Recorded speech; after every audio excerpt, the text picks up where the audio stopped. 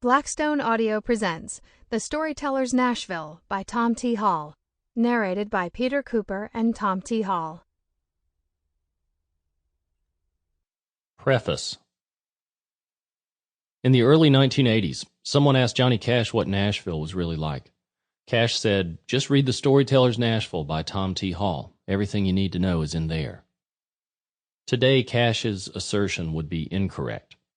The Nashville that Tom T. Hall wrote about, the hairy-legged town where hungry musicians made Linebaugh chili from borrowed ketchup and stolen crackers, where Webb Pierce lurked in the back room at Tootsie's, where C.R. Selman cooked rat's ass stew, where pill-seeking pickers sought some of that stuff that killed Hank Williams, but I don't want quite that much, where a hit would cure the clap, and where writers found art in moments of quiet, solitary desperation rather than in committee meetings.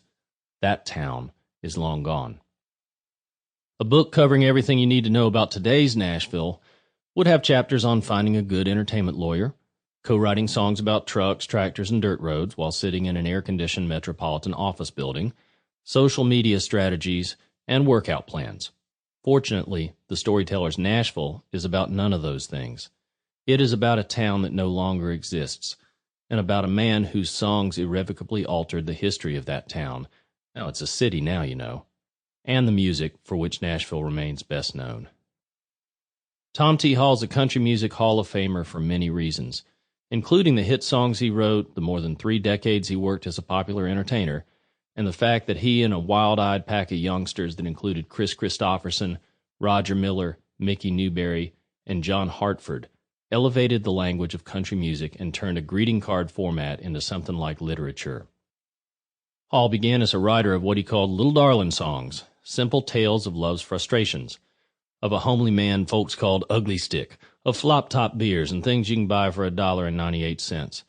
A few hundred choruses later, he arrived at a highly idiosyncratic, gently revolutionary manner of writing that introduced listeners to people they'd never met, to places they'd never been, and to ideas they'd never considered.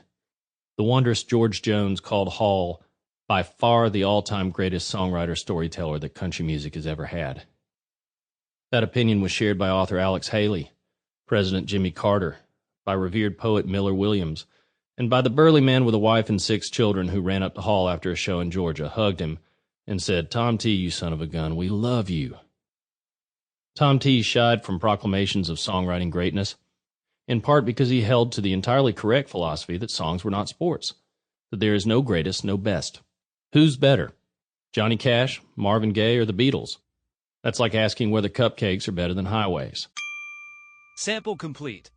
Ready to continue?